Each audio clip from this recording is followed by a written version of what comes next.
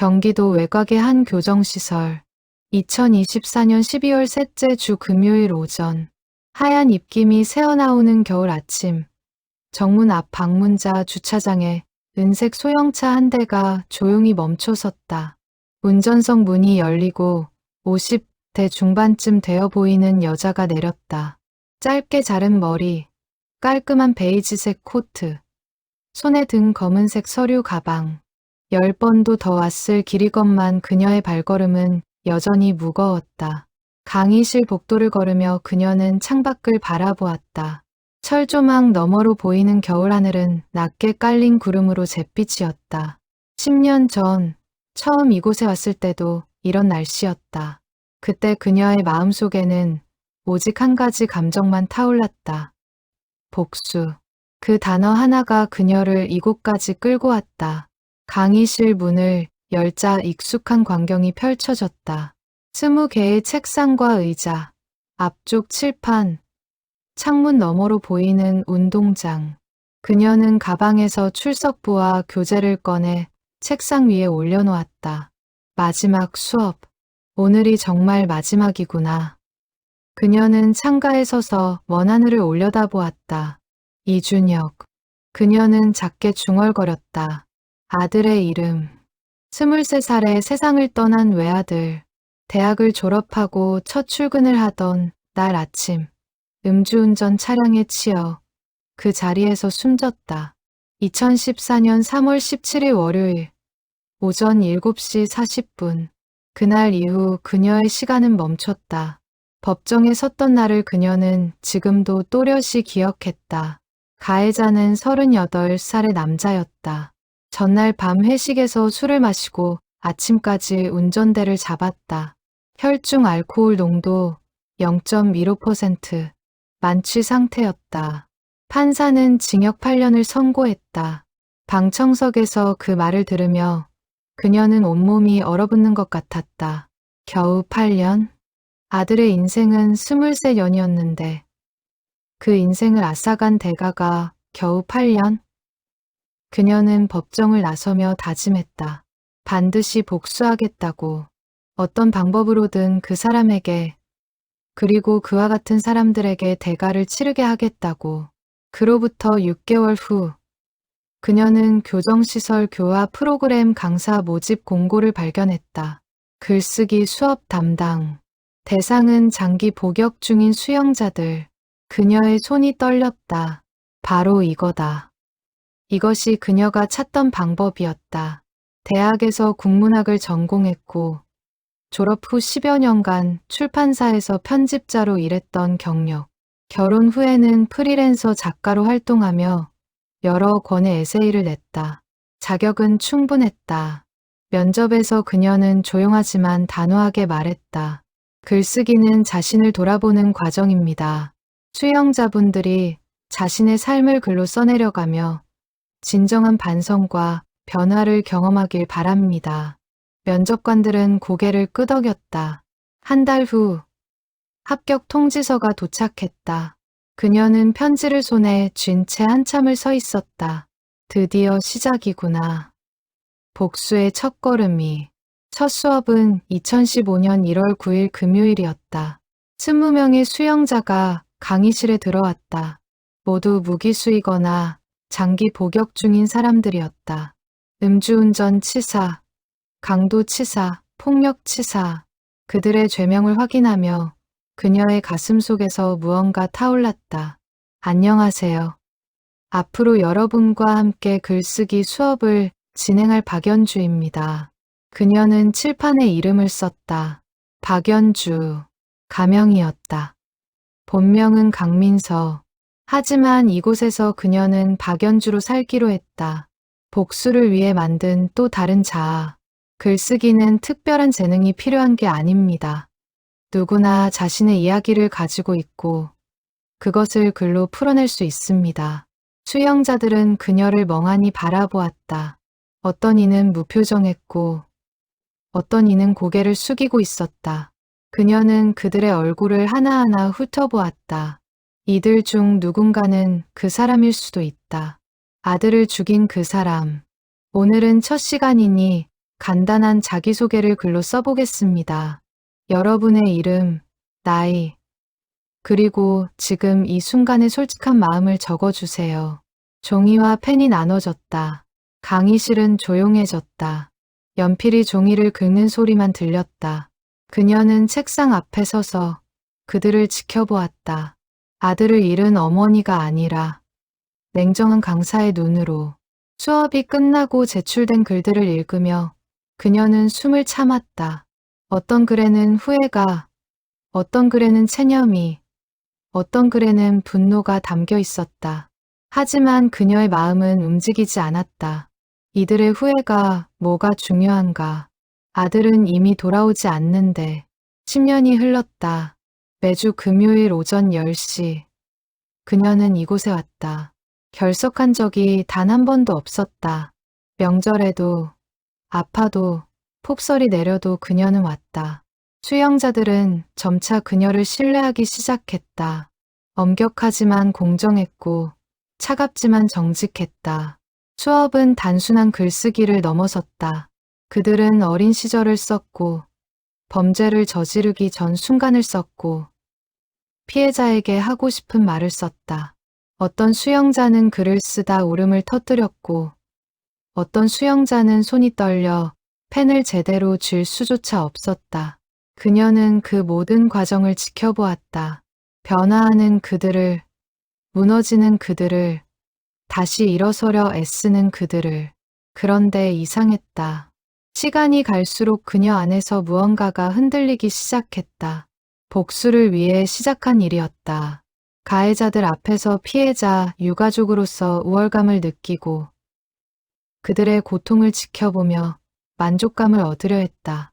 하지만 10년이 지난 지금 그녀가 느끼는 건 복수의 쾌감이 아니었다.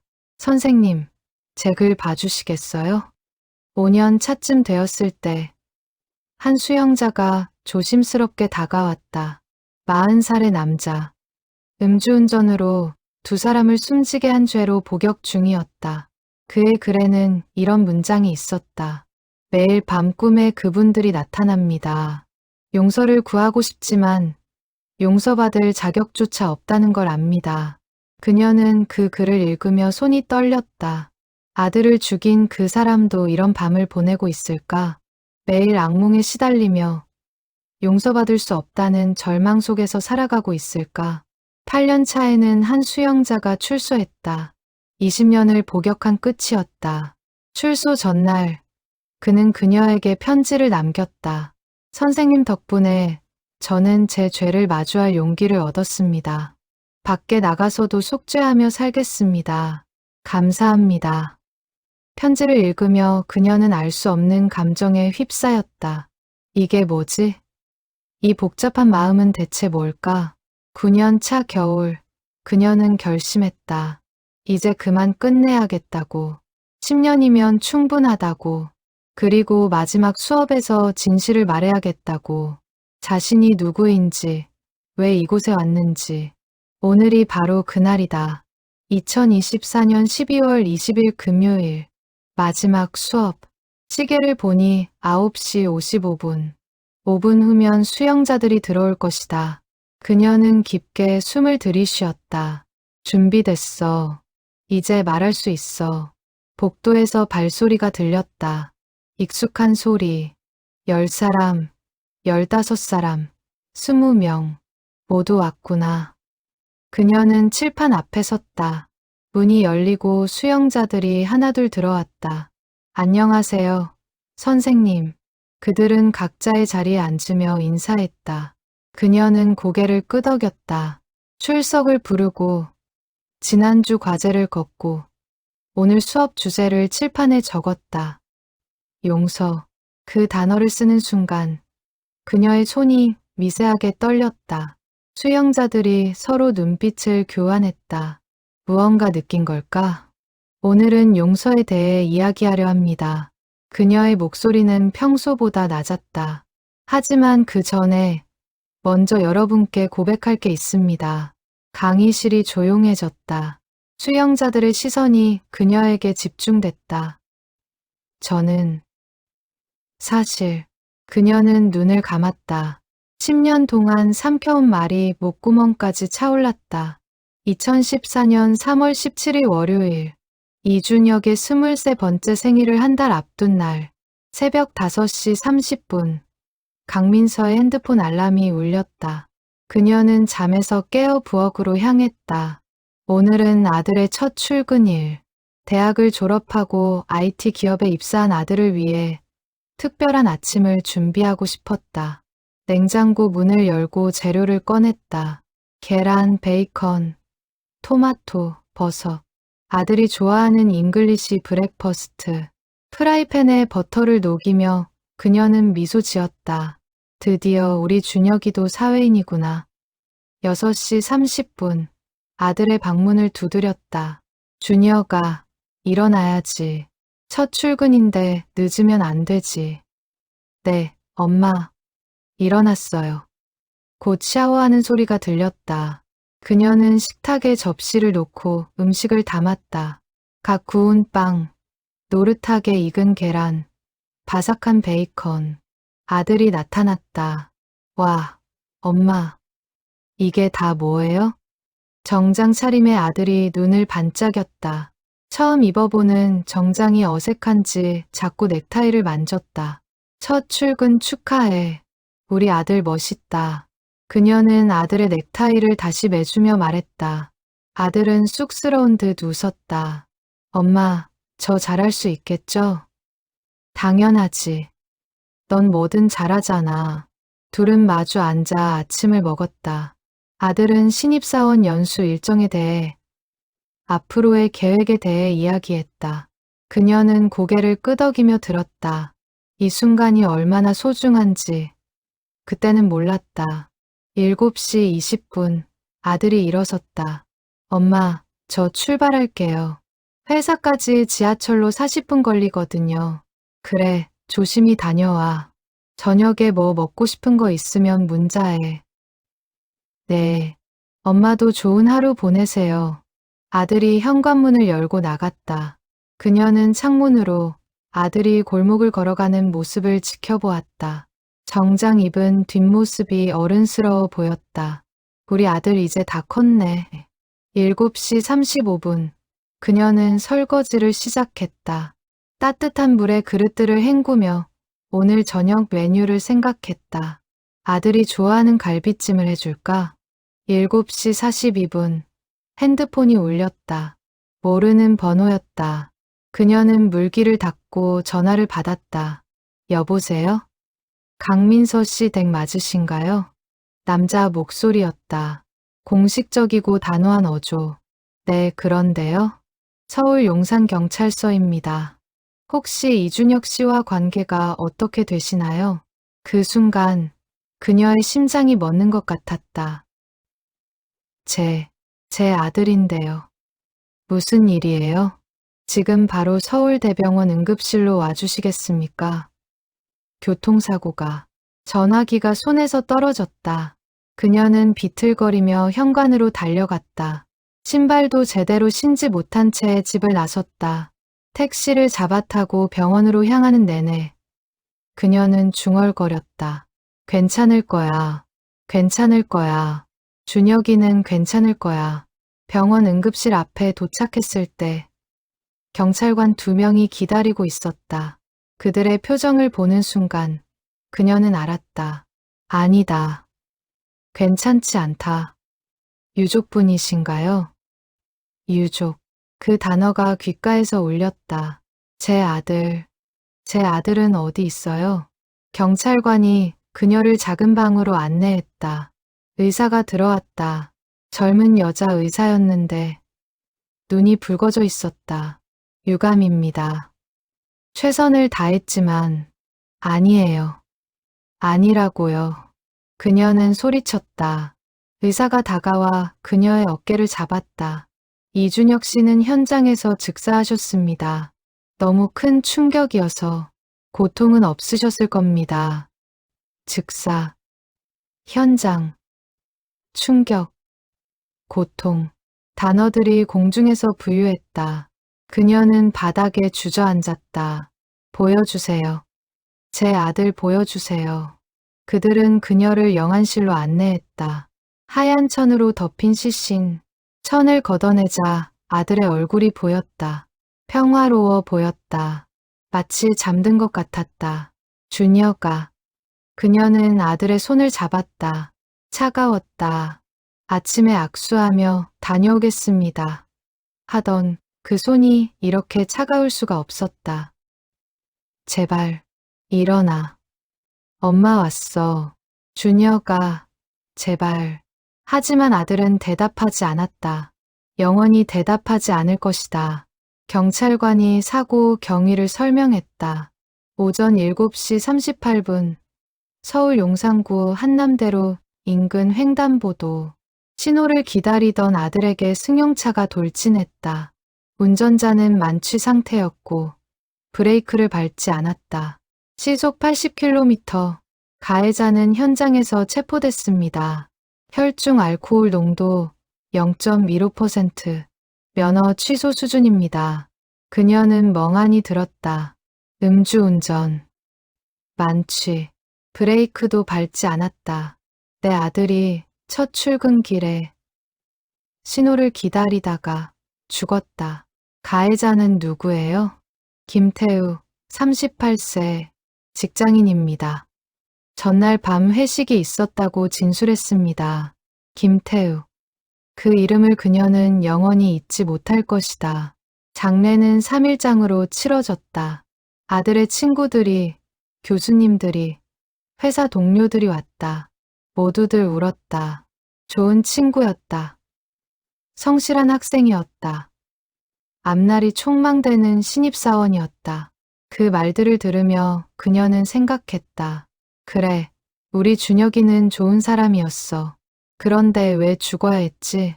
화장터에서 아들을 보내는 순간 그녀는 무너졌다. 관이 불길 속으로 들어가는 걸 보며 온몸이 떨렸다. 남편이 그녀를 붙잡지 않았다면 그녀는 그 불길 속으로 뛰어들었을지도 몰랐다. 아들의 유고를 안고 집에 돌아왔을 때 집은 텅 비어 있었다. 아들의 방, 아들의 책상, 아들의 옷들, 모든 게 그대로인데 아들만 없었다. 그날 밤 그녀는 아들의 책상 앞에 앉았다. 졸업 앨범을 펼쳤다. 밝게 웃는 아들의 얼굴. 20년을 길렀는데 이 사진 한 장만 남았구나. 그때 남편이 방에 들어왔다. 여보, 이제 좀 쉬어요. 어떻게 쉬어요? 우리 아들이, 나도 괴로워요. 하지만 우리가 이러고 있으면 준혁이도 슬플 거예요. 그녀는 고개를 저었다. 난 용서할 수 없어요. 절대로. 여보, 그 사람을 반드시 벌 줄 거예요. 어떻게든. 재판은 2개월 후에 열렸다. 가해자 김태우는 검은색 정장을 입고 법정에 섰다. 고개를 숙이고 있었지만 그녀는 그의 얼굴을 또렷이 봤다. 평범해 보이는 얼굴, 누군가의 남편이고 아버지의 얼굴. 검사가 징역 12년을 구형했다. 변호사는 선처를 호소했다. 피고인은 깊이 반성하고 있으며 유족분들께 진심으로 사죄드립니다. 판결 선고일, 판사는 말했다. 피고인 김태우에게 징역 8년을 선고한다. 8년, 겨우 8년. 그녀는 법정을 나서며 다짐했다. 이건 끝이 아니야. 시작이야. 2014년 가을, 아들이 떠난 지 반년이 지났다. 강민서는 매일 아들의 방에 들어가 책상 앞에 앉았다. 아들의 사진을 보며 중얼거렸다. 준혁아, 엄마가 반드시 복수해 줄게. 기다려. 남편은 그녀를 걱정했다. 여보, 이제 그만 내려놓아요. 우리라도 앞으로 나아가야지. 어떻게 내려놓아요? 우리 아들이 억울하게 죽었는데 나도 괴로워요. 하지만 복수가 뭘 바꿔요? 준혁이가 돌아오나요? 돌아오지 않는다는 걸 알아요. 하지만 그냥 넘어갈 순 없어요. 부부 사이에 금이 가기 시작했다. 남편은 아들의 죽음을 받아들이려 애썼고 그녀는 복수에 매달렸다. 결국 그해 겨울, 둘은 이혼했다.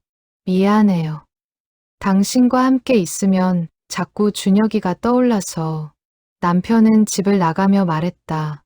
그녀는 대답하지 않았다. 이제 남은 건 그녀와 복수심뿐이었다. 혼자가 된 집에서 그녀는 계획을 세우기 시작했다. 어떻게 하면 가해자에게, 그리고 그와 같은 사람들에게 진정한 대가를 치르게 할 수 있을까? 직접적인 폭력은 안 됐다. 법적 책임을 지고 싶지 않았다. 간접적이면서도 효과적인 방법. 그들의 마음속에 평생 지워지지 않는 상처를 새기는 방법. 그러던 어느 날 신문에서 기사 하나를 발견했다. 교정시설 교화 프로그램, 재범률 낮추는데 효과적. 기사를 읽으며 그녀의 눈이 빛났다. 교화 프로그램, 수용자들에게 직접 다가갈 수 있는 방법. 인터넷을 검색했다. 교정시설 교화 프로그램 강사 모집, 자격 요건을 확인했다. 관련 분야 학위나 경력, 범죄 경력 없음. 신원 조회 통과. 그녀는 모든 조건을 충족했다. 국문학 전공, 출판사 편집자 경력, 프리랜서 작가 활동, 범죄 경력도 당연히 없었다. 원서를 작성하며 그녀는 치밀하게 계획했다. 본명을 쓸 수 없었다. 혹시라도 누군가 그녀를 알아볼 수 있으니. 이준혁의 어머니, 음주운전 피해자 유가족. 그 신분이 드러나면 계획이 틀어진다. 호적을 뒤졌다. 먼 친척 중에 비슷한 나이대의 여자를 찾았다. 박연주. 10년 전 미국으로 이민 간 사촌의 딸. 그녀의 이름을 빌리기로 했다. 서류를 위조하는 건 어렵지 않았다. 학위증, 경력증명서, 주민등록등본, 조금의 편집과 수정. 완벽했다. 2014년 11월 원서를 제출했다. 한 달 후 면접 통지서가 도착했다. 면접 전날 밤 그녀는 거울 앞에 섰다. 머리를 짧게 자르고 안경을 썼다. 평소와 다른 모습. 박연주라는 사람으로 변신하는 과정. 면접장에 들어섰을 때 3명의 면접관이 기다리고 있었다. 교정시설 관계자, 교육 담당자, 외부 자문위원. 지원 동기가 무엇인가요? 첫 번째 질문이 나왔다. 그녀는 준비한 대답을 꺼냈다. 글쓰기는 자기 성찰의 도구입니다. 수용자분들이 자신의 잘못을 글로 써내려가며 진정한 반성을 경험하길 바랍니다. 수용자들을 대하기가 쉽지 않을 텐데 두렵지 않으신가요? 두려움보다는 책임감이 큽니다. 그분들의 변화가 결국 사회 안전으로 이어진다고 믿습니다. 면접관들은 고개를 끄덕였다. 그녀의 답변은 완벽했다. 진심처럼 들렸다. 사실 절반은 진심이었다. 그들을 변화시키고 싶었다. 고통 속에서 마지막 질문입니다. 만약 강의 중 수용자와 갈등이 생긴다면 어떻게 하시겠습니까? 그녀는 잠시 생각했다. 그리고 말했다. 대화입니다. 모든 갈등은 소통 부재에서 시작됩니다. 저는 끝까지 대화를 시도할 것입니다. 면접이 끝났다. 일주일 후 합격 통지서가 도착했다. 축하합니다. 귀하를 글쓰기 교화 프로그램 강사로 선발합니다. 그녀는 편지를 손에 쥔 채 아들의 영정 앞에 무릎을 꿇었다. 준혁아, 엄마 드디어 시작한다. 조금만 기다려. 2015년 1월 강사 오리엔테이션이 열렸다. 교정시설의 구조, 수용자 관리 방침, 교화 프로그램 운영 지침을 배웠다. 그녀는 모든 것을 열심히 들었다. 강사님들은 수용자들에게 희망을 주는 분들입니다. 하지만 경계를 잊지 마세요. 너무 가까워지면 안 됩니다. 담당자의 말을 들으며 그녀는 속으로 웃었다. 가까워질 일은 없을 거예요. 난 복수하러 온 거니까. 첫 수업 전날 그녀는 강의 계획서를 작성했다. 주차별 주제, 글쓰기 과제, 평가 기준, 모든 것이 치밀했다. 하지만 진짜 목표는 따로 있었다. 그들을 변화시키는 것. 아니, 정확히는 그들에게 영원히 지워지지 않는 죄책감을 심어주는 것. 2015년 1월 9일 금요일, 첫 수업 날. 그녀는 일찍 도착해 강의실을 점검했다. 책상 배치, 칠판 상태, 조명, 완벽했다. 9시 50분, 복도에서 발소리가 들렸다. 수영자들이 오고 있었다. 그녀는 깊게 숨을 들이쉬었다. 문이 열렸다. 1명, 2명, 3명, 20명의 수영자가 들어왔다. 모두 죄수복을 입고 있었다. 어떤 이는 젊었고, 어떤 이는 늙었다. 어떤 이는 눈빛이 살아있었고, 어떤 이는 이미 죽은 것 같았다.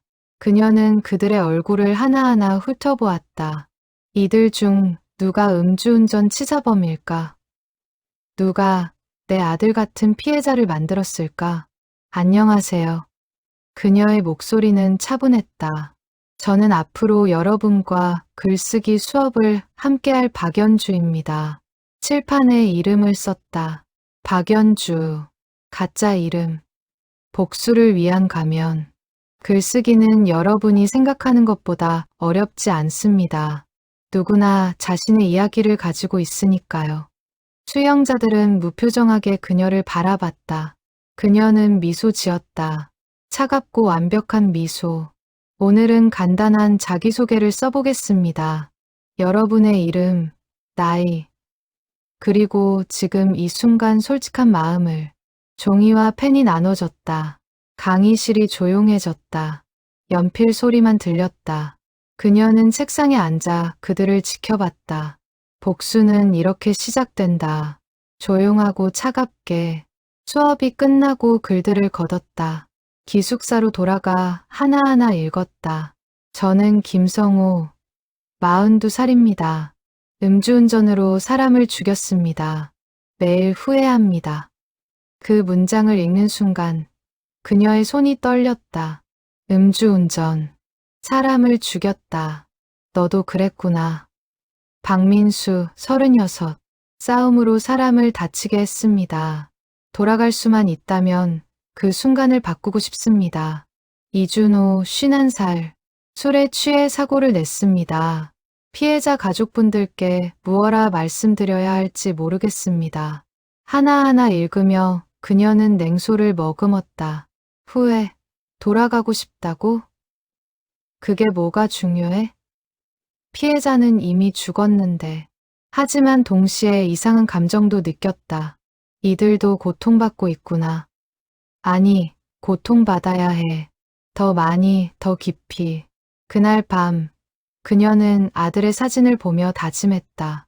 준혁아, 엄마는 절대 흔들리지 않을 거야. 이들이 평생 죄책감에 시달리게 만들 거야. 하지만 그녀는 몰랐다. 10년 후, 흔들리는 건 그들이 아니라 자신이 될 거라는 걸. 첫 수업 이후 몇 달이 흘렀다. 2015년 봄, 매주 금요일 오전 10시, 강민서는 교정시설 강의실에 섰다. 박연주라는 이름으로 복수자의 가면을 쓴 채.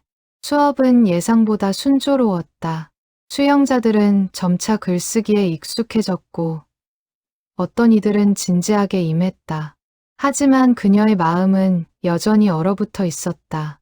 3월 어느 금요일, 과제를 확인하던 중 한 글이 눈에 띄었다. 김성우라는 수영자가 쓴 글이었다. 제목 그날 밤. 저는 회식이 있었습니다. 직장 동료들과 고기를 먹고 소주를 마셨습니다.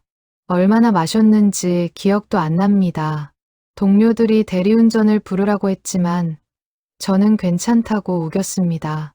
집이 가깝다고, 조금만 마셨다고 거짓말했습니다. 차에 올랐을 때는 정신이 멀쩡한 것 같았습니다. 하지만 운전대를 잡는 순간부터 모든 게 흐릿해졌습니다.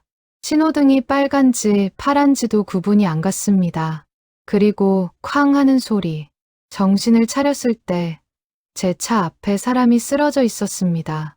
20대 초반으로 보이는 젊은 남자였습니다. 출근하는 길이었을까요? 손에 서류 가방을 들고 있었습니다. 구급차가 왔지만 소용없었습니다. 현장에서 사망했다고 했습니다. 그의 어머니가 병원에 도착했을 때 저는 경찰에 체포되고 있었습니다. 하지만 그 울음소리는 지금도 들립니다. 매일 밤 꿈에 나타납니다. 내 아들, 내 아들. 저는 그분께 용서를 구할 자격도 없습니다. 다만 평생 이 죄를 안고 살겠습니다.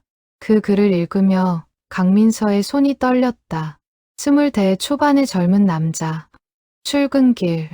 서류 가방. 어머니의 울음소리. 마치 준혁이 이야기 같았다. 그녀는 눈을 감았다. 아니야. 흔들리면 안 돼. 이건 그들의 속죄 방법일 뿐이야. 진심이 아니라고. 하지만 다음 주 수업에서 김성우와 눈이 마주쳤을 때 그녀는 당황했다.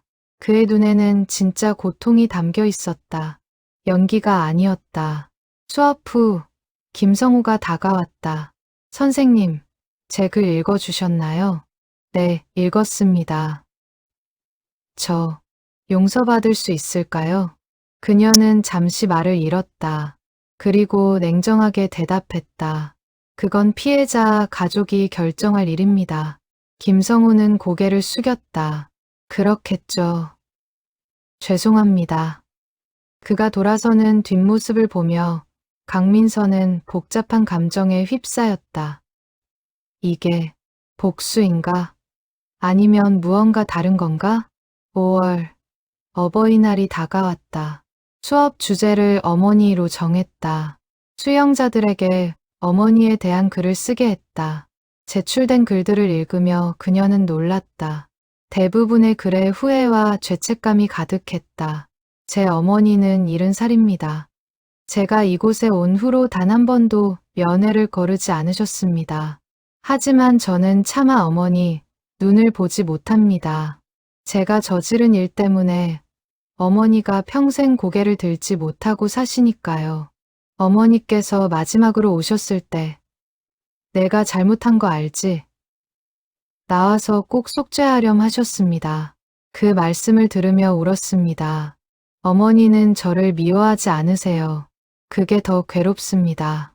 글들을 읽으며 강민서는 자신의 아들을 떠올렸다.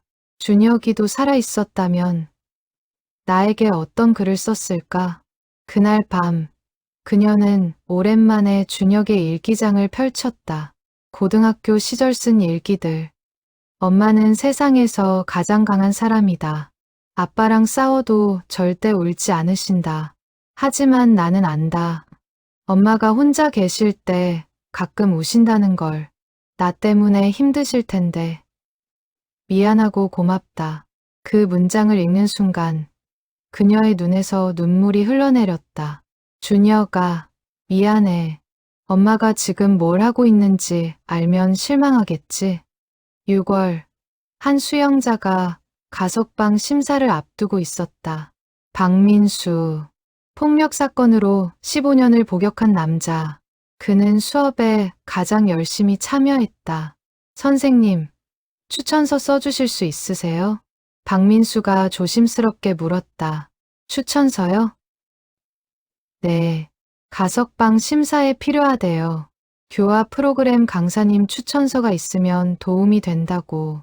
강민서는 망설였다. 추천서를 써준다는 건 그의 변화를 인정한다는 뜻이었다. 하지만 그녀가 이곳에 온 이유는 그들을 용서하기 위해서가 아니었다. 생각해 보겠습니다.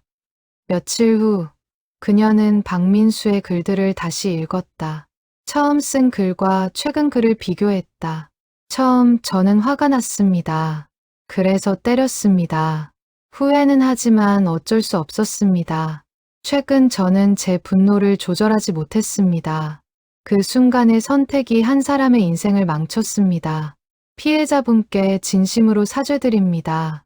출소하면 평생 속죄하며 살겠습니다. 변화가 보였다. 진짜 변화.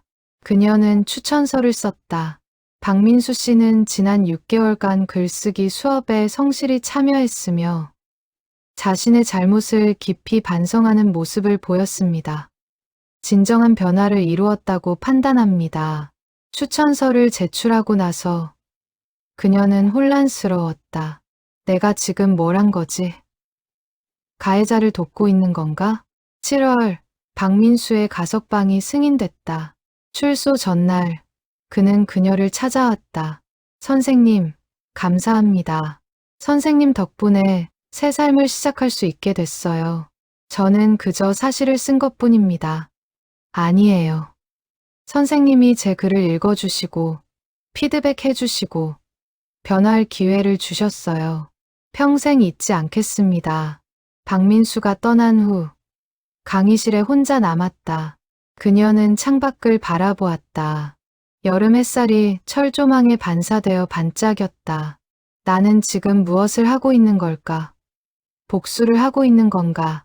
아니면 그때 핸드폰이 울렸다. 교정시설 담당자였다. 박 선생님, 수고 많으셨어요. 박민수 씨가 무사히 출소했습니다. 선생님 덕분에 한 사람이 새 삶을 시작하게 됐네요. 전화를 끊고 그녀는 자리에 주저앉았다. 복수를 위해 시작했는데 왜 이런 기분이 드는 걸까? 왜 가슴이 따뜻해지는 걸까? 2016년 가을, 강사 생활 2년차. 강민서는 여전히 매주 금요일 교정시설에 갔다. 하지만 처음에 차가운 복수심은 점점 흐릿해지고 있었다. 수용자들과의 관계도 변했다. 처음엔 그들을 가해자로만 봤지만 이제는 한 명 한 명의 이야기가 보였다. 가난한 집에서 태어나 제대로 된 교육을 받지 못한 사람, 알코올 중독으로 판단력을 잃은 사람, 순간의 분노를 조절하지 못한 사람. 물론 그것이 그들의 죄를 정당화하진 않았다. 하지만 그들도 인간이라는 걸, 후회하고 있다는 걸 부정할 수 없었다. 9월 어느 날 새로운 수용자가 프로그램에 합류했다. 이준호, 39살, 음주운전 치사로 징역 10년을 선고받았다. 그의 자기소개 글을 읽는 순간 강민서의 심장이 멎는 것 같았다. 저는 이준호입니다. 3년 전 음주운전으로 대학생을 죽였습니다. 피해자는 22살 여학생이었습니다. 횡단보도를 건너다 제 차에 치였습니다. 그날 저는 거래처 회식에서 소주 2병을 마셨습니다. 택시를 타야 했지만 집이 가깝다는 이유로 운전대를 잡았습니다. 신호를 못 봤습니다. 브레이크를 밟았지만 늦었습니다. 피해자의 부모님이 법정에서 우셨습니다. 우리 딸은 장학금을 받고 대학에 다니던 착한 아이였어요. 왜 우리 딸을 죽였어요? 그 말씀을 들으며 저는 무너졌습니다. 하지만 무너진다고 해서 그분의 딸이 돌아오는 건 아닙니다. 저는 여기서 속죄하겠습니다. 평생 그 아이를 기억하며 살겠습니다. 글을 읽으며 강민서는 눈물을 참았다. 22살, 대학생, 횡단보도, 부모님의 울음, 마치 준혁이 같았다. 아니, 준혁이었다.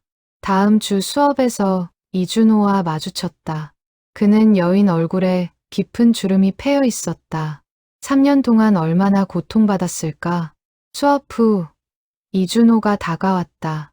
선생님, 제가 쓴 글 너무 솔직했나요? 아니요. 솔직함은 좋은 겁니다. 저 용서받을 수 있을까요? 피해자 부모님께 그 질문을 듣는 순간 강민서는 자신이 누구인지 잊을 뻔했다. 그녀도 피해자 부모였다. 그녀도 묻고 싶었다. 용서할 수 있을까? 그건 시간이 필요한 일입니다. 그렇겠죠. 저는 평생 기다리겠습니다. 이준호가 떠난 후 그녀는 강의실에 혼자 남아 울었다. 처음으로 복수심이 아닌 슬픔으로. 10월 수업 주제를 용서로 정했다. 수용자들에게 물었다. 용서란 무엇일까요? 용서받을 수 있다고 생각하시나요? 침묵이 흘렀다. 그리고 한 명씩 손을 들기 시작했다. 저는 용서받을 자격이 없다고 생각합니다. 하지만 용서를 구하는 건 멈추지 않을 겁니다. 용서는 피해자의 몫입니다.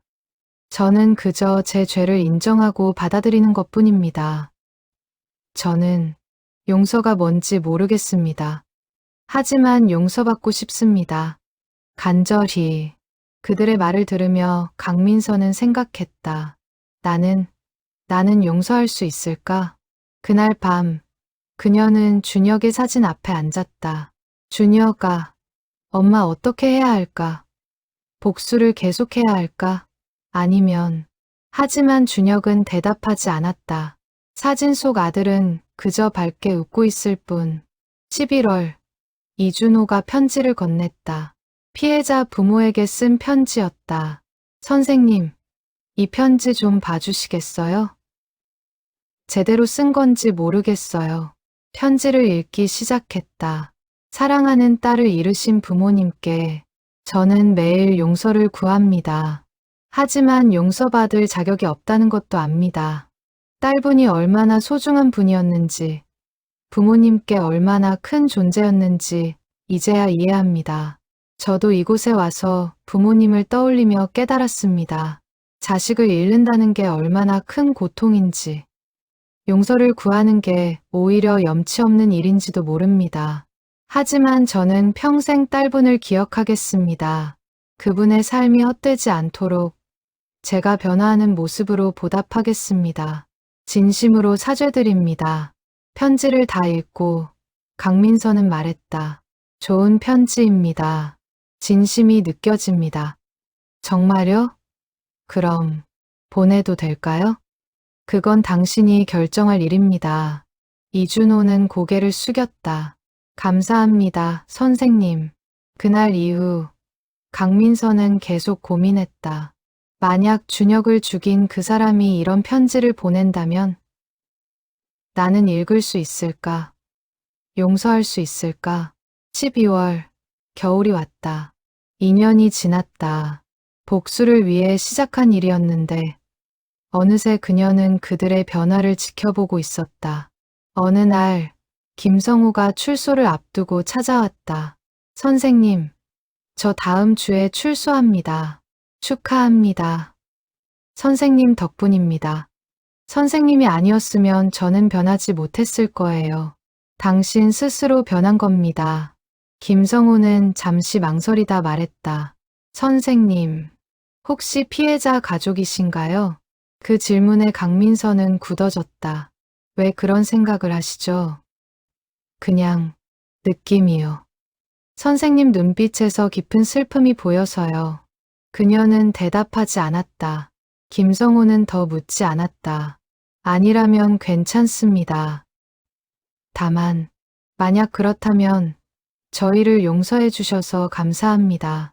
김성우가 떠난 후 강민서는 창밖을 바라보았다. 눈이 내리고 있었다. 하얀 눈이 세상을 덮어가고 있었다. 용서, 그 단어가 머릿속을 맴돌았다. 복수를 위해 왔는데 어느새 용서에 대해 생각하고 있었다. 2020년 강사 생활 5년 차. 세월은 빠르게 흘렀다. 어느새 그녀는 이곳에서 5년을 보냈다. 처음의 복수심은 이제 거의 남지 않았다. 대신 다른 감정들이 자리를 채우기 시작했다. 수용자들은 그녀를 진심으로 신뢰했다. 강의실은 고백의 공간이 됐고 글쓰기는 치유의 도구가 됐다. 그녀도 변했다. 냉정했던 목소리는 따뜻해졌고 차가웠던 눈빛은 부드러워졌다. 하지만 여전히 비밀은 지켜졌다. 그녀가 누구인지, 왜 이곳에 왔는지 아무도 몰랐다. 코로나19가 시작됐다. 교정시설도 폐쇄됐고 대면 수업은 중단됐다. 몇 달간 수업을 하지 못했다. 그 시간 동안 강민서는 혼자 생각에 잠겼다. 나는 왜 아직도 이곳에 오는 걸까? 복수는 이미 의미를 잃었는데 진짜 이유를 깨달은 건 그때였다. 그녀는 용서를 배우러 온 것이었다. 가해자들을 통해 용서의 의미를 이해하려는 것. 2021년 봄, 대면 수업이 재개됐다. 마스크를 쓴 수영자들이 강의실에 들어왔다. 1년 만이었다. 선생님, 보고 싶었습니다. 한 수영자가 말했다. 다른 수영자들도 고개를 끄덕였다. 저도 여러분이 보고 싶었습니다. 그 말은 진심이었다. 언제부터인가 그들은 복수의 대상이 아니라 함께 성장하는 동료가 되어 있었다. 수업을 재개하며 그녀는 새로운 주제를 정했다. 희망. 지난 1년은 모두에게 힘든 시간이었습니다. 하지만 우리는 여기 다시 모였습니다. 희망이 있기 때문입니다. 수영자들은 희망에 대한 글을 썼다. 출소 후의 꿈, 가족과의 재회, 새로운 삶. 글들을 읽으며 강민서는 미소 지었다. 6월, 한 수영자가 가석방됐다. 이준호였다. 7년을 복역한 끝이었다. 출소 전날, 그는 그녀를 찾아왔다. 선생님, 그동안 감사했습니다. 앞으로 잘 살아가세요. 네, 피해자 가족분들께 평생 사죄하며 살겠습니다. 이준호는 봉투 하나를 건넸다. 이건 제가 여기서 쓴 모든 글입니다. 선생님께 드리고 싶어요. 봉투를 열어보니 수십 장의 글이 들어 있었다. 그가 7년간 쓴 참회의 기록. 고맙습니다. 소중히 간직하겠습니다. 이준호가 떠난 후 그녀는 그의 글들을 읽었다. 한 장 한 장 넘기며 그의 변화를 확인했다. 처음 저는 용서받을 수 없습니다. 중간 저는 용서를 구합니다. 마지막 저는 용서의 의미를 배우고 있습니다. 글을 다 읽고 그녀는 깨달았다. 용서는 받는 것도 주는 것도 아니었다. 함께 배워가는 것이었다. 2022년 8년 차. 어느 날 교정시설 담당자가 찾아왔다. 박 선생님, 제안이 하나 있습니다. 무슨 제안이죠? 선생님의 교화 프로그램이 아주 성공적이에요. 재범률도 현저히 낮아졌고요. 그래서 다른 시설에도 확대하려고 합니다. 다른 시설이요? 네, 전국 5개 교정시설에서 선생님 같은 프로그램을 원하고 있어요. 물론 선생님이 직접 가실 필요는 없고 매뉴얼을 만들어 주시면 됩니다. 그녀는 잠시 고민했다. 더 많은 사람들에게 기회를 준다는 건 좋은 일이었다. 해보겠습니다. 매뉴얼을 만들며 그녀는 지난 8년을 돌아봤다. 복수로 시작해서 용서를 배우기까지의 여정. 매뉴얼 마지막 페이지에 그녀는 썼다. 교화 프로그램의 목적은 처벌이 아닙니다. 변화입니다. 수영자들이 자신의 잘못을 마주하고 진정한 반성을 통해 새로운 삶을 시작할 수 있도록 돕는 것입니다. 그리고 때로는 강사인 우리도 변화합니다. 그들을 가르치며 우리도 배웁니다. 용서, 화해, 희망을. 2023년 9년 차. 그해 봄, 강민서는 결정을 내렸다. 내년이면 10년이다. 10년이 되는 해에 모든 걸 끝내자. 그리고 진실을 말하자. 여름, 그녀는 수영자들에게 특별한 과제를 냈다. 선생님께 하고 싶은 말을 써주세요. 지난 시간 동안 느낀 점, 감사한 점, 아쉬운 점 무엇이든 좋습니다. 제출된 글들을 읽으며 그녀는 눈물을 흘렸다. 선생님은 저에게 2번째 인생을 주셨습니다. 선생님 덕분에 저는 용서의 의미를 배웠습니다. 선생님, 사랑합니다. 진심으로. 한글에는 이런 문장이 있었다. 선생님, 혹시 깊은 상처를 안고 계신 건 아닌가요? 가끔 선생님 눈에서 슬픔이 보여요. 그 슬픔이 치유되길 바랍니다. 그 문장을 읽는 순간 강민서는 알았다. 그들은 이미 알고 있었다.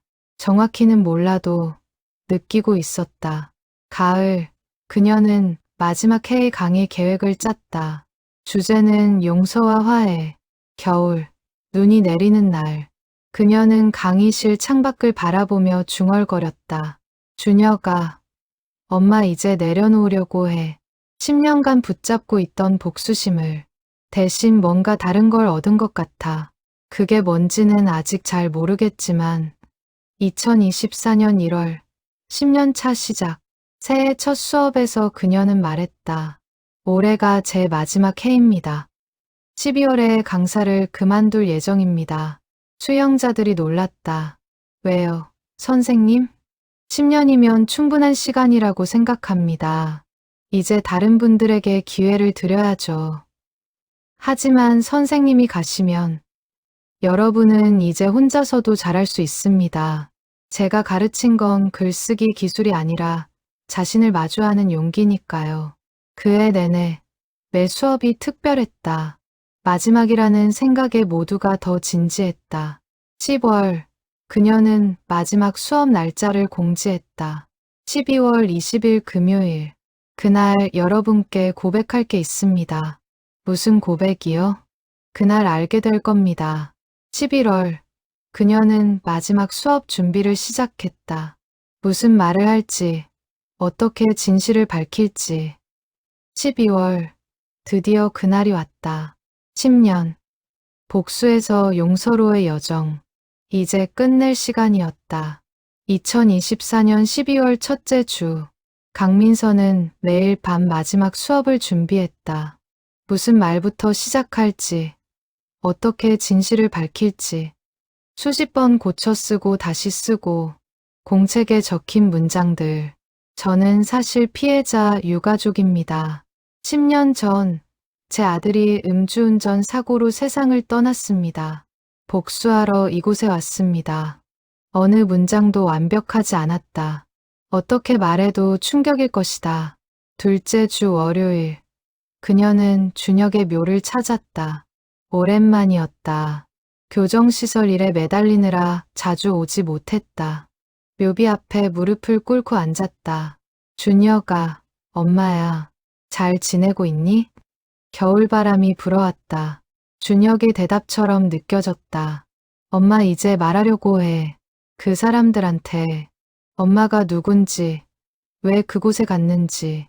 묘비는 침묵했다. 처음엔 복수하려고 갔어. 그 사람들 괴롭히려고.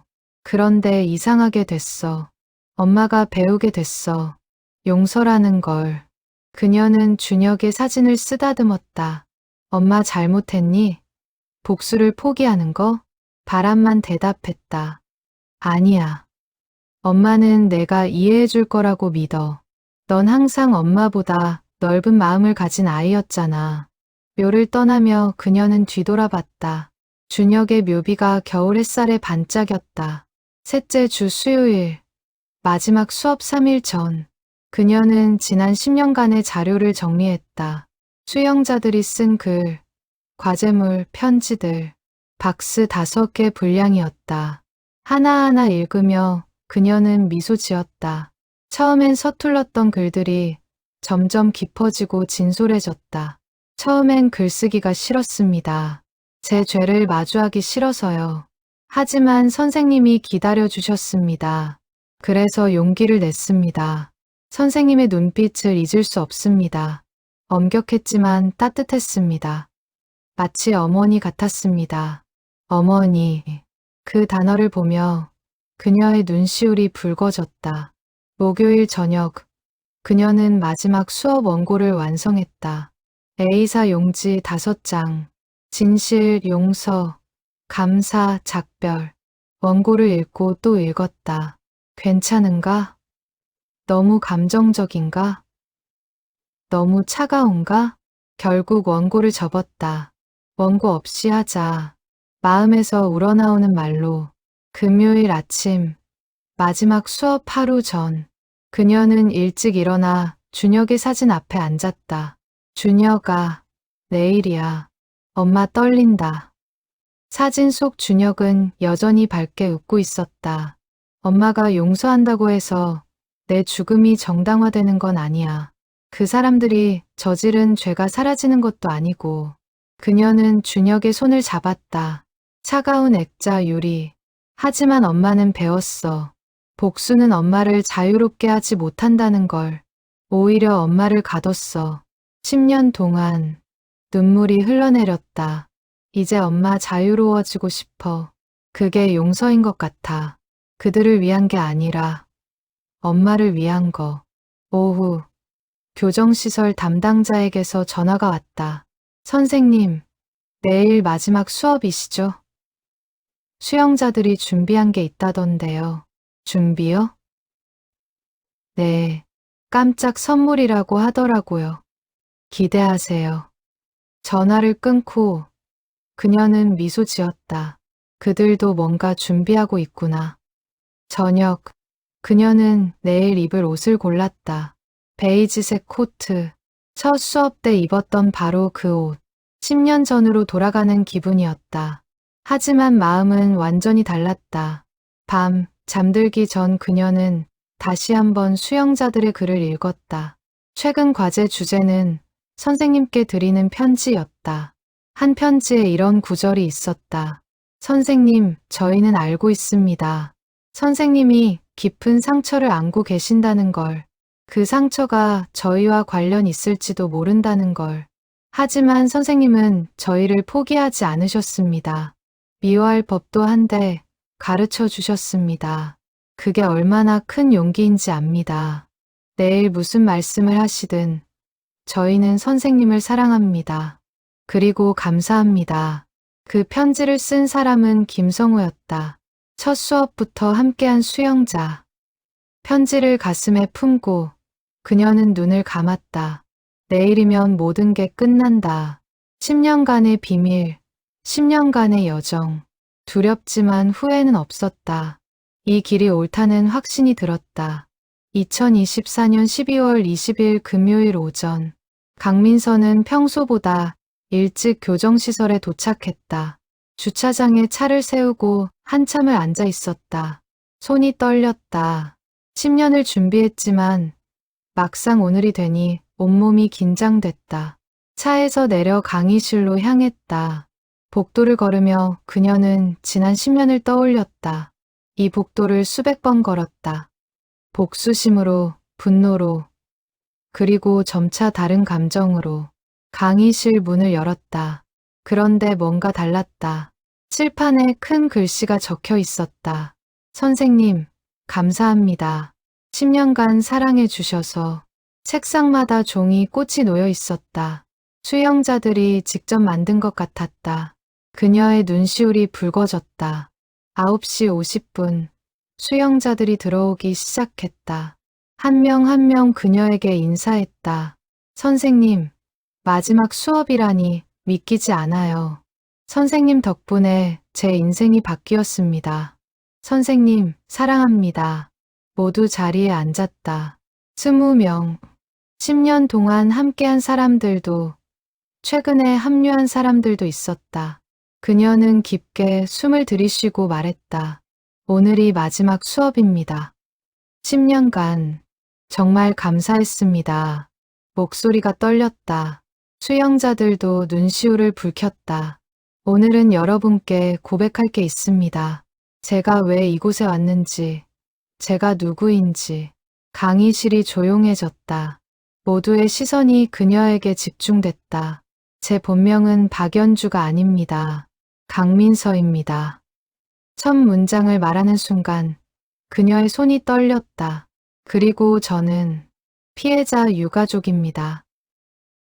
수영자들이 놀라 서로를 봤다. 하지만 누구도 소리 내지 않았다. 10년 전, 2014년 3월 17일, 제 아들이 세상을 떠났습니다. 이름은 이준혁, 23살이었습니다. 그녀의 목소리가 갈라졌다. 첫 출근길이었습니다. 대학을 졸업하고 꿈에 그리던 회사에 입사했죠. 아침에 제가 만든 밥을 먹고 집을 나섰습니다. 다녀오겠습니다, 엄마. 그게 마지막 말이었습니다. 수영자들의 눈에서 눈물이 흐르기 시작했다. 횡단보도에서 신호를 기다리던 아들에게 차가 돌진했습니다. 음주운전이었습니다.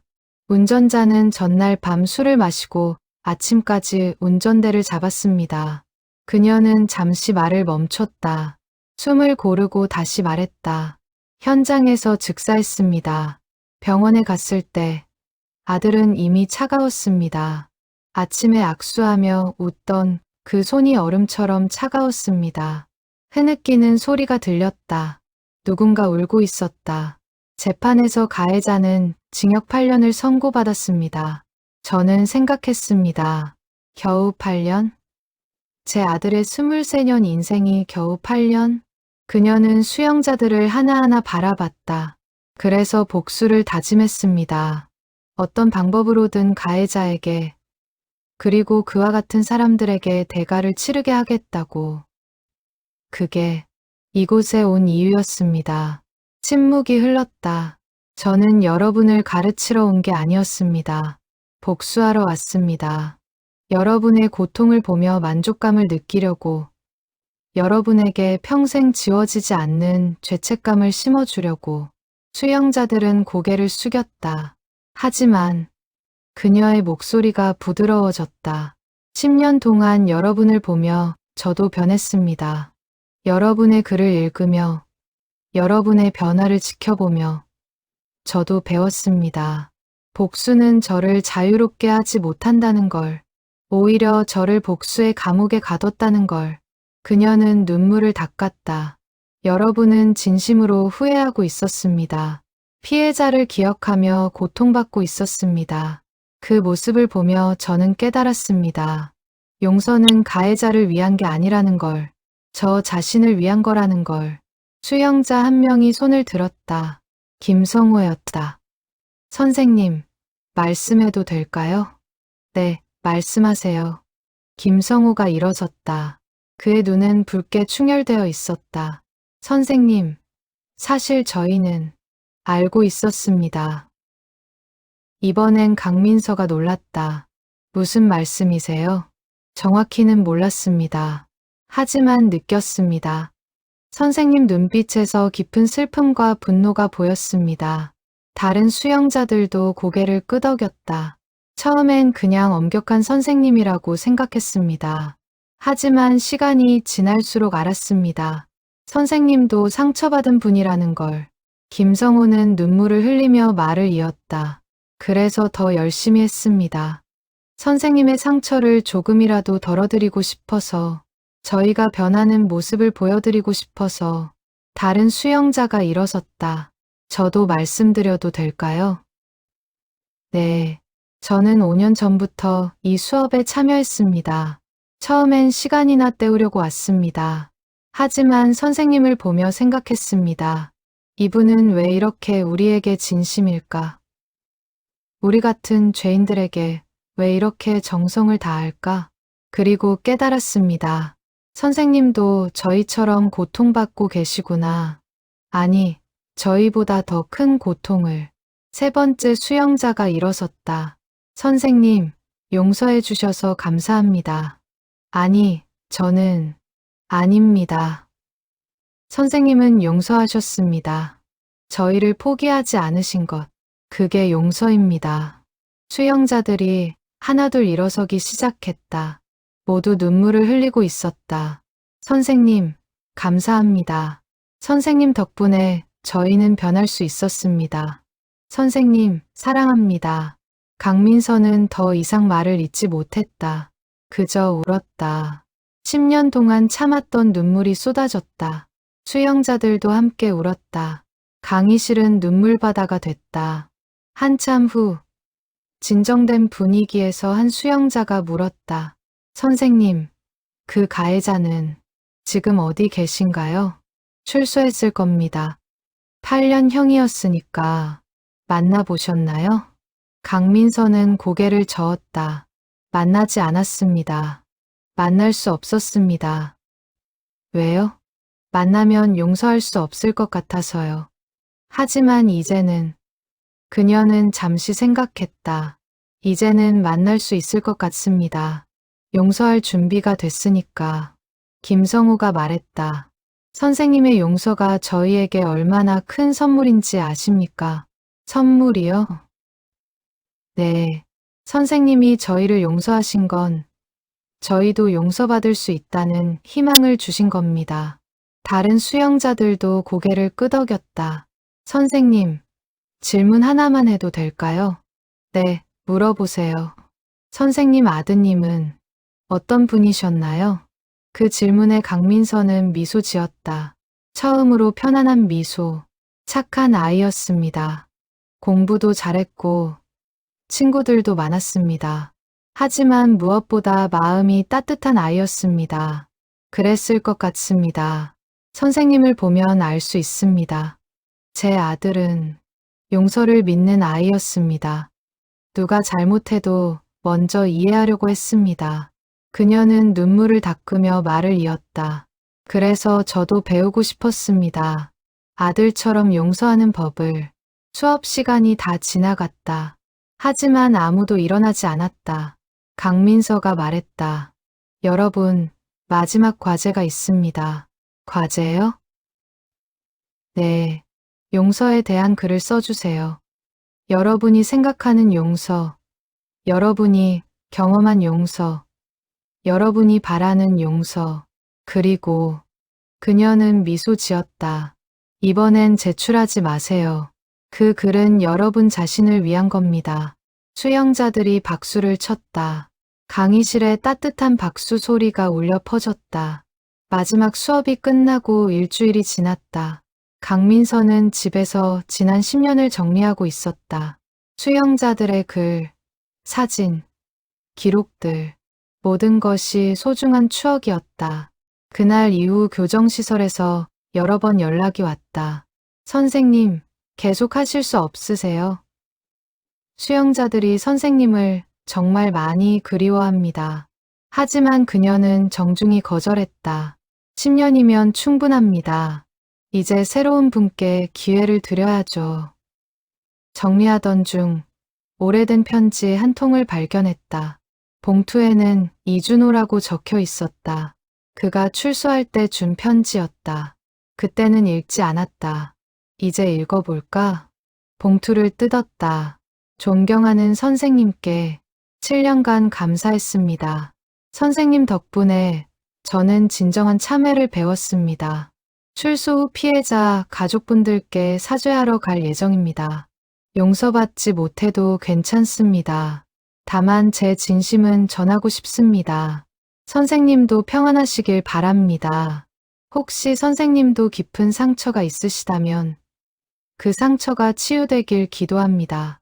감사합니다. 사랑합니다. 이준호 올림. 편지를 다 읽고 강민서는 눈물을 흘렸다. 그도 알고 있었구나. 며칠 후 그녀는 결심했다. 이제 할 일이 하나 남았다. 김태우를 만나야 한다. 아들을 죽인 그 사람을. 출소 기록을 확인했다. 2022년에 출소했다. 2년 전이다. 주소를 알아냈다. 서울 변두리의 작은 동네. 12월 마지막 주 토요일. 그녀는 그곳으로 향했다. 낡은 연립주택 앞에 섰다. 2층. 초인종을 누르기 전에 잠시 망설였다. 10년을 기다린 순간. 하지만 이제는 두렵지 않았다. 초인종을 눌렀다. 누구세요? 남자 목소리였다. 김태우. 강민서입니다. 이준혁의 어머니. 잠시 침묵이 흘렀다. 그리고 문이 열렸다. 김태우가 나타났다. 40대 후반. 깡마른 얼굴에 깊은 주름. 10년 동안 얼마나 고통받았을까? 들어오세요. 그는 떨리는 목소리로 말했다. 좁은 방. 최소한의 가구만 있었다. 벽에는 불교 경전이 붙어 있었다. 앉으세요. 둘은 마주 앉았다. 한참 침묵이 흘렀다. 김태우가 먼저 입을 열었다. 오실 줄 알았습니다. 언젠가는. 죄송합니다. 뭐라 말씀드려야 할지. 그는 바닥에 엎드렸다. 용서해 주십시오. 제발. 강민서는 그를 바라봤다. 10년 전 법정에서 봤던 그 사람. 하지만 완전히 다른 모습이었다. 일어나세요. 하지만 일어나세요. 이야기합시다. 김태우가 일어나 앉았다.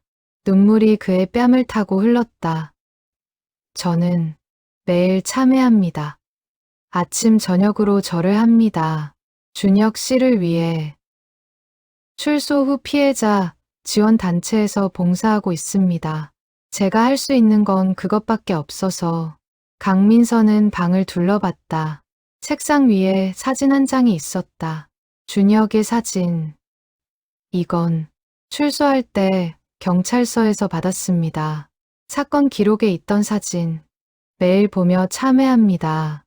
그 사진은 준혁의 졸업사진이었다. 밝게 웃는 얼굴.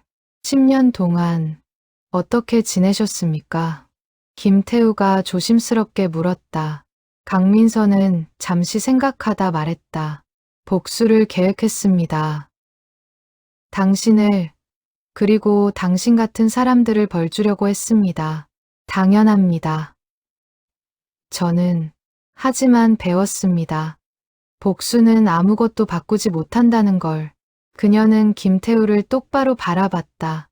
당신이 평생 고통받는다고 해서 제 아들이 돌아오진 않습니다. 당신을 용서한다고 해서 제 아들의 죽음이 정당화되는 것도 아닙니다. 하지만 저는 이제 자유로워지고 싶습니다. 복수의 감옥에서 김태우는 고개를 숙였다. 감히 용서를 구할 자격도 없습니다. 용서는 당신을 위한 게 아닙니다. 저를 위한 겁니다. 강민서는 일어섰다. 준혁이 사진 제게 주시겠습니까? 네, 물론입니다. 사진을 건네받았다. 아들의 웃는 얼굴. 당신도 이제 자유로워지세요. 평생 참회하되 평생 자책하지는 마세요. 선생님, 살아가세요. 준혁이 대신 선하게 바르게. 김태우는 눈물을 흘리며 고개를 숙였다. 감사합니다. 명심하겠습니다. 집에 돌아오는 길. 강민서는 차 안에서 한참을 울었다. 10년. 복수의 10년. 그리고 용서의 10년. 이제 끝났다. 진짜 끝. 집에 도착해 준혁의 방에 들어갔다. 10년 동안 그대로 보존한 방. 책상 위에 준혁의 사진을 놓았다. 준혁아, 엄마 용서했어. 그 사람을. 그리고 엄마 자신도. 사진 속 준혁이 미소 짓는 것 같았다. 고마워. 엄마, 잘했어. 그날 밤, 강민서는 오랜만에 편안한 잠을 잤다. 악몽도 없었고, 복수에 대한 생각도 없었다. 다음 날 아침, 그녀는 창문을 활짝 열었다. 겨울 햇살이 방 안으로 쏟아졌다. 새해가 곧 다가온다. 2025년, 새로운 시작. 2025년 1월 15일, 새해가 밝았다. 강민서의 인생에도 새로운 장이 시작됐다. 더 이상 교정시설에 가지 않는 금요일. 처음엔 어색했다. 10년간의 습관이 하루아침에 사라지지 않았다. 하지만 이제 그녀에게는 다른 일들이 생겼다. 첫째, 글쓰기. 10년간의 경험을 책으로 쓰기로 했다. 제목은 용서라는 이름의 자유. 매일 아침, 그녀는 책상 앞에 앉았었다. 복수를 계획했던 날들, 수영자들과 함께한 시간들, 그리고 용서를 배워가는 과정. 둘째, 강연. 피해자 지원 단체에서 강연 요청이 왔다. 용서에 대해, 치유에 대해. 처음엔 망설였다. 하지만 자신의 경험이 다른 피해자, 가족들에게 도움이 될 수 있다면 해야 한다고 생각했다. 첫 강연은 1월 마지막 주였다. 서울의 한 작은 강당. 약 10명의 청중이 모였다. 모두 범죄 피해자 가족들이었다. 안녕하세요. 저는 강민서입니다. 그녀는 차분하게 말을 시작했다. 10년 전, 저는 아들을 잃었습니다. 음주운전 사고로. 청중들은 조용히 들었다. 그리고 복수를 다짐했습니다. 가해자를, 그리고 그와 같은 사람들을 절대 용서하지 않겠다고. 몇몇은 고개를 끄덕였다. 하지만 10년 동안 배웠습니다. 복수는 저를 자유롭게 하지 못한다는 걸, 오히려 저를 더 깊은 고통 속에 가뒀다는 걸. 한 여자가 손을 들었다. 그래서 용서하셨나요? 가해자를? 네, 용서했습니다. 쉽지 않았습니다. 지금도 가끔 흔들립니다. 어떻게 용서할 수 있었어요? 저는 도저히 못하겠어요. 그녀의 목소리에는 절망이 묻어 있었다. 용서는 한순간에 오지 않습니다. 과정입니다. 매일 조금씩 선택하는 것입니다. 하지만 가해자는 멀쩡히 살고 있는데 제 가족은 영원히 돌아오지 않는데 맞습니다. 그게 가장 불공평한 거죠. 강민서는 그녀에게 다가갔다. 하지만 묻고 싶습니다. 당신은 자유로운가요? 복수심이 당신을 자유롭게 해줬나요? 여자는 고개를 저었다. 눈물이 흘러내렸다. 아니요. 저는 지옥에 갇혀 있어요. 그겁니다. 용서는 가해자를 위한 게 아닙니다. 당신 자신을 위한 겁니다. 그 지옥에서 벗어나기 위한.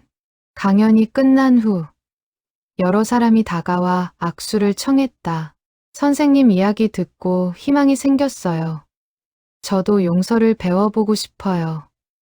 감사합니다. 힘이 됐습니다. 집으로 돌아오는 길, 강민서는 생각했다. 이게 내가 할 일인가 보다. 2월, 교정시설에서 연락이 왔다. 선생님, 수영자들이 편지를 보냈습니다. 택배로 도착한 상자. 안에는 수십 통의 편지가 들어 있었다. 하나하나 읽었다. 선생님, 출소 후 새 삶을 시작했습니다. 매일 선생님 말씀을 떠올립니다. 선생님, 저는 아직 이곳에 있지만 희망을 잃지 않고 있습니다. 선생님, 사랑합니다. 평생 감사하겠습니다. 편지들을 읽으며 그녀는 미소 지었다. 10년이 헛되지 않았구나. 3월, 준혁의 기일이 다가왔다. 그녀는 준혁의 묘를 찾았다. 봄이 오고 있었다. 묘지에 개나리가 피어나고 있었다. 준혁아, 엄마 왔어. 묘비 앞에 무릎을 꿇었다. 엄마 이제 괜찮아. 정말로. 따뜻한 바람이 불었다. 엄마가 배웠어. 용서는 약함이 아니라는 걸. 가장 강한 사람만이 할 수 있는 선택이라는 걸. 하늘을 올려다봤다. 파란 하늘에 흰 구름이 떠 있었다. 엄마 이제 살아갈 거야. 내 대신도, 나를 위해서도. 묘를 떠나며 그녀는 뒤돌아보지 않았다. 더 이상 과거에 머물지 않기로 했다. 4월, 그녀는 새로운 프로젝트를 시작했다. 피해자와 가해자가 함께 만나는 화해 프로그램. 물론 모든 사건에 적용할 순 없었다. 피해자가 원해야 하고 가해자가 진정으로 참여해야 했다. 하지만 준비된 사람들에게는 기회가 필요했다. 서로를 이해하고 용서하고 앞으로 나아갈 기회. 첫 모임은 조심스럽게 진행됐다. 교통사고 피해자, 가족과 가해자. 처음엔 긴장감이 팽팽했다. 하지만 대화가 시작되며 분위기가 바뀌었다. 제 딸은 피아니스트가 되고 싶어 했습니다. 피해자 어머니가 말했다. 죄송합니다. 정말 죄송합니다. 가해자가 눈물을 흘렸다. 용서는 못합니다. 아직은 당연합니다. 하지만 당신이 진심으로 후회한다는 건 알겠습니다. 두 사람은 한참을 울었다. 강민서도 함께 울었다. 모임이 끝난 후 피해자 어머니가 말했다. 처음으로 조금 숨을 쉴 수 있는 것 같아요. 시간이 필요합니다. 하지만 첫걸음을 떼셨습니다. 선생님 덕분입니다. 아니에요. 당신 자신의 용기 덕분입니다. 6월, 강민서의 책이 출간됐다. 용서라는 이름의 자유. 출간 기념회에 많은 사람이 왔다. 그 중에는 예전 수영자들도 있었다. 선생님, 책 정말 감동적이었습니다. 선생님 이야기가 제 이야기 같았어요. 김태우도 왔다. 선생님, 감사합니다. 이 책 평생 간직하겠습니다. 당신도 잘 살아가세요. 네, 명심하겠습니다. 책은 베스트셀러가 됐다. 많은 피해자 가족들이, 가해자들이, 그리고 일반 독자들이 읽었다. 리뷰들이 올라왔다. 이 책을 읽고 용서의 진정한 의미를 배웠습니다. 눈물 없이는 읽을 수 없는 책. 하지만 희망을 줍니다. 피해자 가족입니다. 이 책이 제 삶을 바꿨습니다. 9월, 강민서는 준혁이 다니던 대학에 장학금을 만들었다. 이준혁 용서 장학금. 음주운전 예방 캠페인에 참여하는 학생들에게 주는 장학금이었다. 제 아들의 이름으로 좋은 일을 하고 싶었습니다. 장학금 전달식에서 그녀는 말했다. 준혁이가 살아 있었다면 이런 일을 했을 거예요. 세상을 더 안전하게 만드는 일. 12월, 그녀는 다시 교정시설을 찾았다. 1년 만이었다. 새로운 강사가 수업을 하고 있었다. 젊은 여자 강사. 선배님, 오셨어요? 네, 어떻게 지내세요? 선배님 매뉴얼 덕분에 잘하고 있어요. 수영자들도 적극적이고요. 잘 됐네요. 수업을 참관했다. 수영자들이 글을 쓰고 발표하고 서로 피드백하는 모습. 10년 전 자신의 모습이 보이는 것 같았다. 하지만 이제는 다른 마음. 복수가 아니라 희망. 분노가 아니라 사랑. 수업이 끝나고 한 수영자가 다가왔다. 그 혹시 박연주 선생님이신가요? 아, 제 이름은 강민서입니다. 하지만 예전에 박연주로 불렸죠. 책 읽었습니다. 정말 감동적이었어요. 고마워요. 저도 선생님처럼 변하고 싶습니다. 강민서는 그의 어깨를 가볍게 두드렸다. 할 수 있어요. 저도 했으니까. 교정시설을 떠나며 그녀는 하늘을 올려다봤다. 겨울 해가 지고 있었다. 10년 전 복수를 다짐하며 이곳에 처음 왔던 날, 그리고 오늘 용서를 배우고 떠나는 날. 준혁아, 보이니? 엄마 이제 정말 자유로워. 하늘에서 별이 하나 반짝였다. 준혁의 미소 같았다. 집으로 돌아오는 차 안에서 그녀는 라디오를 켰다. 노래가 흘러나왔다. 용서는 강한 자의 선택입니다. 약한 자는 용서하지 못합니다. 그 가사를 들으며 강민서는 미소 지었다. 맞아. 용서는 선택이야. 그리고 나는 선택했어. 복수가 아니라 용서를, 증오가 아니라 사랑을, 과거가 아니라 미래를. 2026년 새해가 밝았다. 강민서는 새해 첫날 준혁의 사진 앞에 앉았다. 준혁아, 새해 복 많이 받아. 하늘에서도. 사진 속 준혁이 밝게 웃고 있었다. 엄마도 행복할게. 내가 바라던 대로. 창밖으로 아침 햇살이 쏟아져 들어왔다. 새로운 하루, 새로운 인생. 용서라는 이름의 자유를 얻은 인생. 그녀는 책상 앞에 앉아 펜을 들었다. 새로운 글을 쓸 시간이었다. 제목은 사랑이라는 이름의 용기. 준혁에게, 수영자들에게, 그리고 모든 상처받은 이들에게 전하는 메시지. 펜을 종이에 대는 순간 그녀는 완전히 자유로웠다. 10년간의 복수에서, 10년간의 고통에서, 그리고 마침내 자기 자신으로부터.